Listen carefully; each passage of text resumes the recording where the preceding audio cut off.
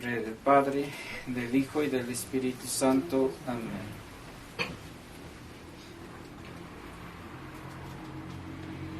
Estamos en este tercer domingo después de Pascua, y el Evangelio de hoy es un poco misterioso porque pues no es la palabra de un hombre, sino la palabra de un Dios hombre. Nunca había escuchado el mundo a hablar directamente a Dios o dirigirse Dios nuestro Señor a los hombres. Bien lo dice San Juan: en principio era el Verbo, en el principio era el Verbo, y el Verbo es Dios, y el Verbo estaba junto a Dios, o sea, el Padre eterno. Pero de repente el mismo apóstol vuelve a decir: y el Verbo se hizo hombre, pero no mudo, como estuvo recostado en el pesebre durante un tiempo y mientras duró su infancia,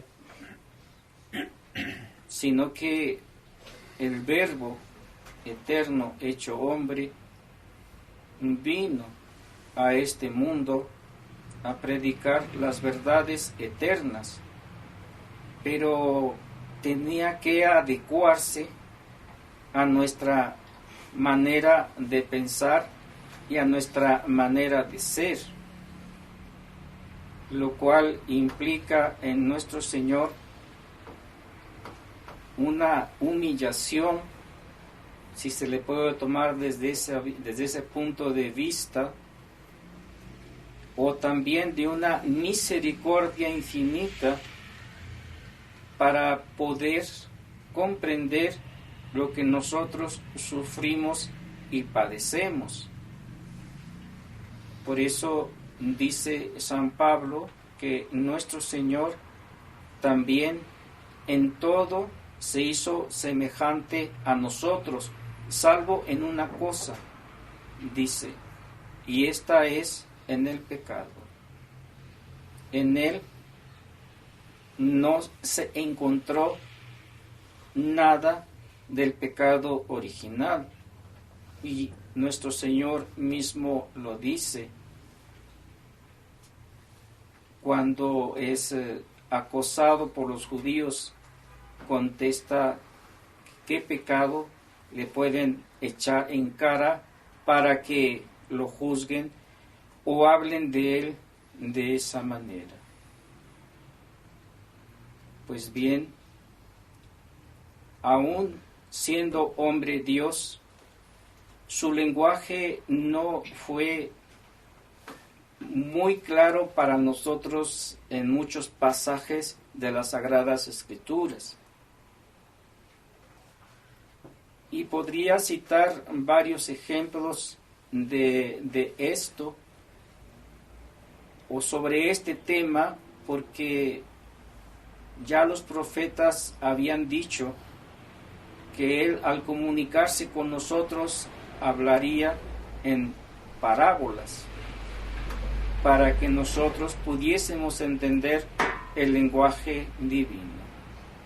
Pero en este momento preciso de este Evangelio no nos habla en parábolas. De lo contrario, los discípulos no se preguntarían unos a otros: ¿qué nos quiere decir con todo esto? Si hubiese sido claro nuestro Señor, no habría necesidad de hacerse esa pregunta a sí mismos, y que esa pregunta, a la vez sin haberla expresado, nuestro Señor la hubiese conocido sin que ellos la manifestasen.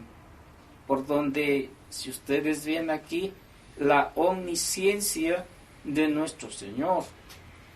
¿En qué consiste esta omnisciencia? En saber lo que está pensando cada uno de ustedes. Para nuestro Señor no es complicado saber qué está pensando cada uno de los que están reunidos aquí en este instante y en este momento. Porque para Él nuestras mentes son libros abiertos. En virtud no solamente de que nos dio el ser, sino que el que nos dio el ser haría mal en no conocer lo que está pensando aquel ser que Él produjo de la nada. Y sucede con frecuencia que los padres o las madres no saben lo que piensan sus hijos.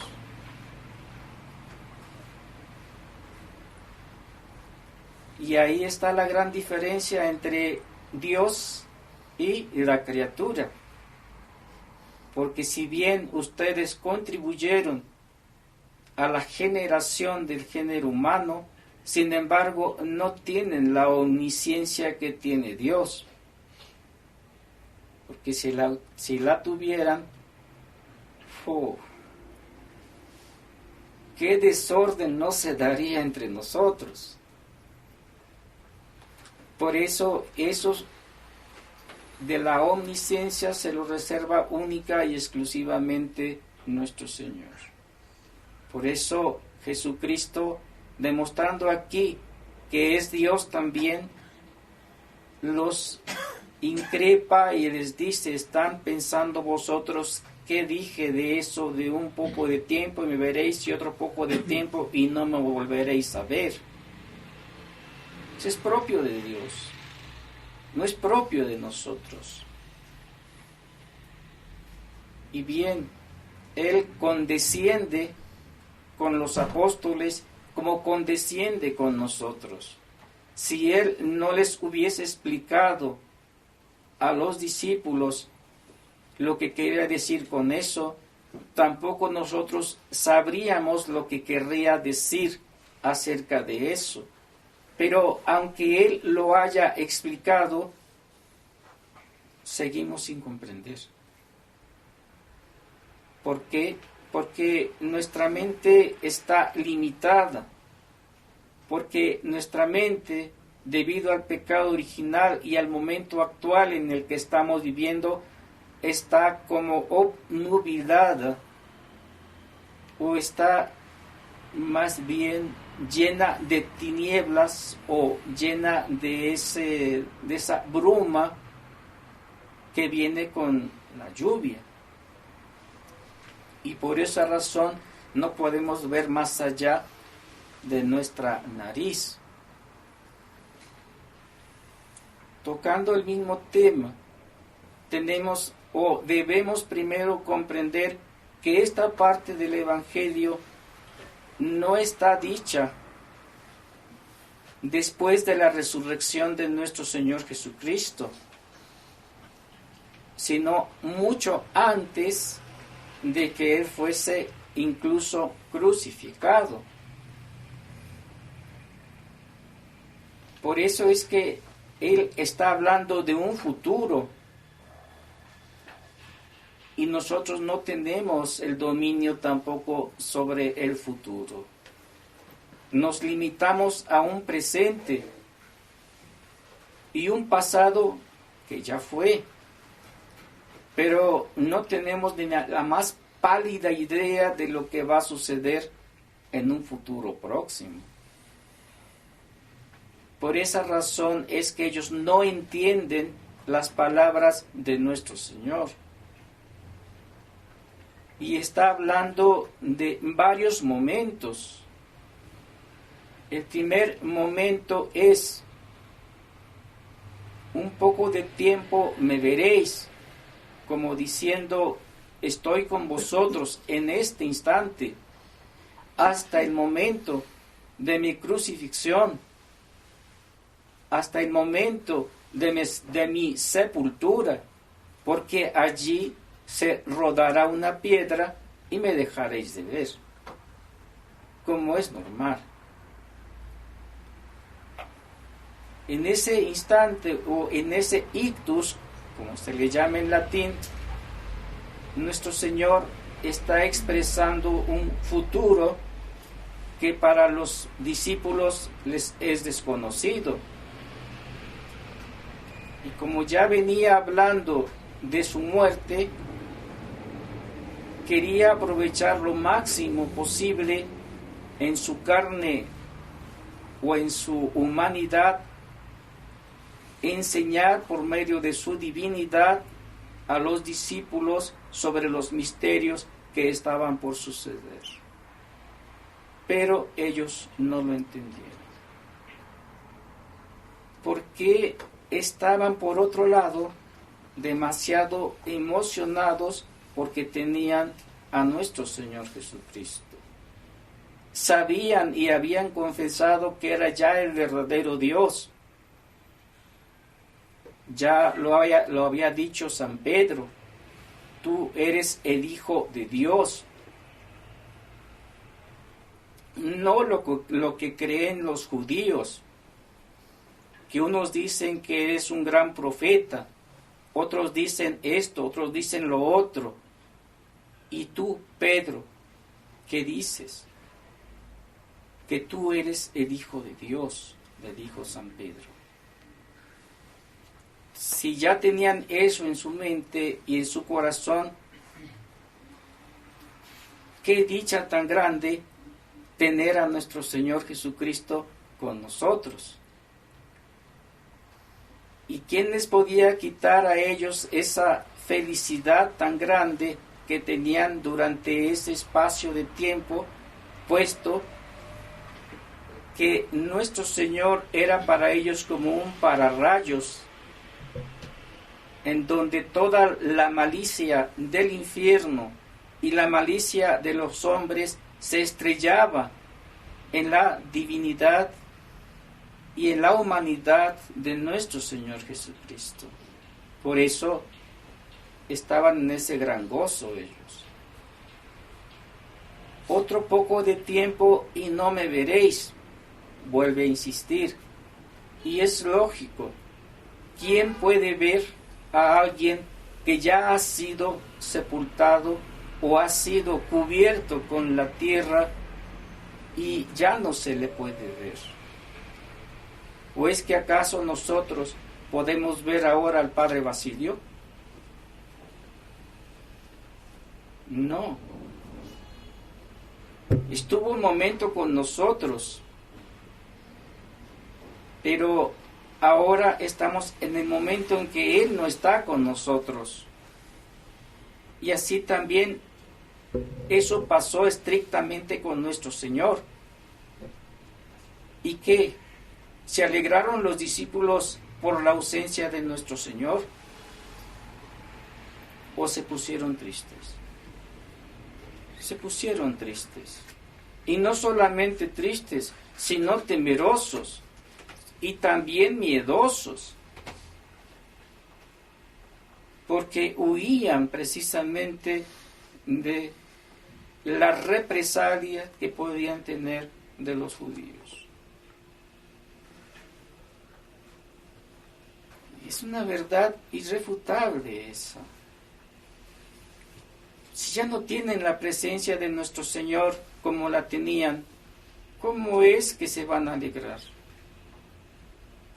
¿Cómo es que pueden ellos gozarse y decir que están de fiesta? Estará de fiesta el mundo. Los judíos celebran la muerte de nuestro Señor. Se dan parabienes entre sí. Pero los discípulos no pueden darse esa diversión porque están de luto. Su maestro ha muerto. Su maestro no ha resucitado como él había dicho. Pero apenas es un poco de tiempo. Y ese poco de tiempo, ¿cómo hizo sufrir a los discípulos? Y luego vuelve a insistir en otro tiempo, mas luego me veréis. Y en la primera aparición que nuestro Señor Jesucristo hace a los discípulos, ¿acaso no fue grande el gozo que ellos experimentaron al ver a nuestro Señor Jesucristo resucitado? Podríamos decir que veíamos rostros tristes cuando se apareció nuestro Señor a sus discípulos. No. Todo lo contrario. Tan fuera estaban de sí que ni siquiera le dieron de comer. Tan fuera estaban de sí que pensaban que estaban viendo a un fantasma. Y para quitar esa duda de sus corazones les pidió Él precisamente algo de comer. Y les demostró que un fantasma o un espíritu no come, como Él comió. Y finalmente viene el último momento en el cual Él también estará, ya no lo podremos ver, y es en su ascensión a los cielos. Quizá es el momento más grande, porque desde su asunción hasta la parucía no lo veremos. Bueno, quizá muchos de nosotros no lo vayamos a ver. Porque ¿quién piensa llegar hasta la parucía? Yo no creo. Pero la fe me dice que Él va a venir en ese instante por segunda vez. Y eso también debe alegrar mi corazón. Porque, como ya dije en otras ocasiones y lo sigo diciendo, Dios no se engaña, ni tampoco nos engaña a nosotros. Si Él prometió que vendría por segunda vez, va a venir. Si Él prometió que iba a resucitar entre los muertos, resucitó. Todo lo que Él ha dicho se ha cumplido al pie de la letra. Pero si trasladamos esto a nuestra vida espiritual cotidiana, veremos que Dios nuestro Señor Jesucristo es el Dios de los momentos. No es el Dios permanente. ¿Y por qué razón nuestro Señor es el Dios de los momentos? Porque a esos momentos se les llama consolación del alma. Porque esa consolación absoluta solamente se nos puede dar sin interrupción en la vida eterna. Y mientras no estemos en la vida eterna y andemos en este valle de lágrimas, nuestro Señor consuela nuestras almas con pequeñas visitas, pequeñas, no prolongadas. Quien diga que está permanentemente consolado por nuestro Señor, pues debe dudar. Porque puede ser que el demonio, bajo la apariencia de luz, esté tomando el lugar de nuestro Señor y dando una consolación prolongadísima a un alma. Ni aun los santos, en el clímax de su santidad, tuvieron consolaciones tan prolongadas y a la vez serían también perjudiciales. ¿Por qué lo hizo así? ¿O por qué lo hace así? Porque quiere que no perdamos también la otra realidad de la cual dice San Pablo. Somos San Pedro dice, somos peregrinos. Y en consecuencia, al peregrino solamente se le da durante el trayecto de su camino, de vez en cuando se le da agua, de vez en cuando se le da comida, hasta que llega al lugar de su destino.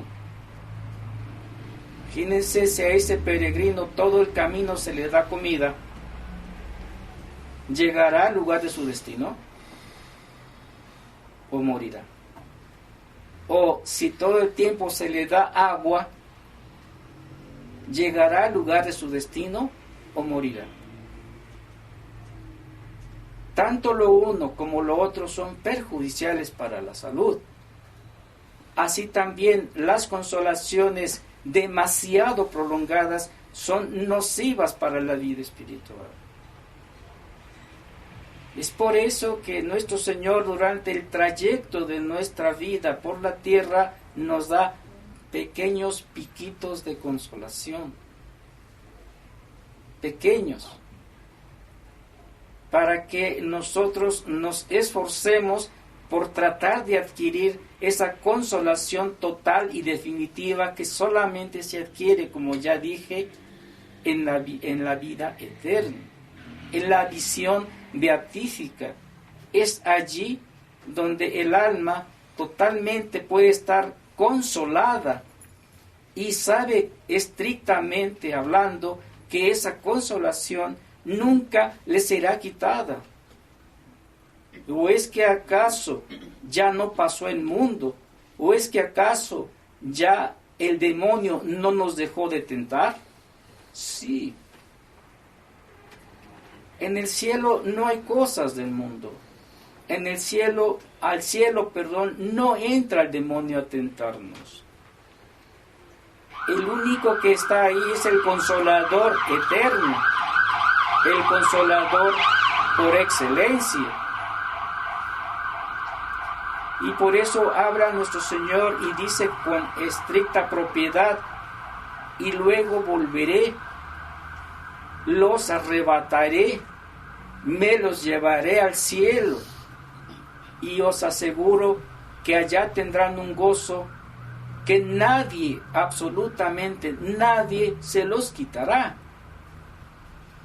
Porque ese gozo nace de la esencia divina de nuestro Señor Jesucristo, de la Trinidad augusta y sobre todo como fruto de esa visión beatífica en que consiste ver a Dios, como dice San Pablo, tal cual Dios es.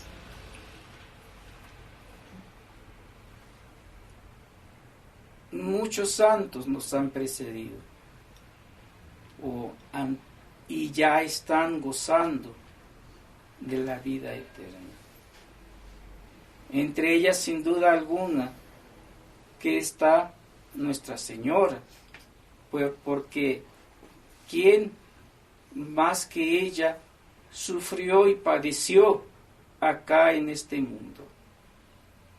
¿Quién más que ella esperó con ansia ese momento, si se puede llamar ansia, porque en ella no cabía defecto de ninguna índole, debido a su inmaculada concepción, o sea, que el pecado no estaba en ella.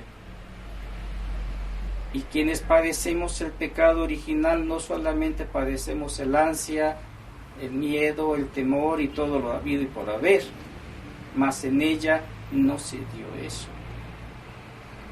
Pero sí también deseaba, con deseo vehemente, participar de aquella bienaventuranza eterna de la cual ella nunca había gozado, porque también debía pasar por la dormición para poder adquirir aquel mérito inefable de la alegría sin fin en la vida eterna. Es que sea ella la que en nuestras tribulaciones y desolaciones nos ampare y nos guíe, para que de estas desolaciones y tribulaciones y todo lo que esté por venir, saquemos ese fruto inefable de la alegría sin fin, de la alegría eterna, de la alegría que Dios nuestro Señor nos prometió. Y como tal es una realidad. Y a ella debemos apegarnos por medio de la Santísima Virgen María. Ave María Purísima, sin pecado concebido, del Padre, del Hijo y del Espíritu Santo. Amén.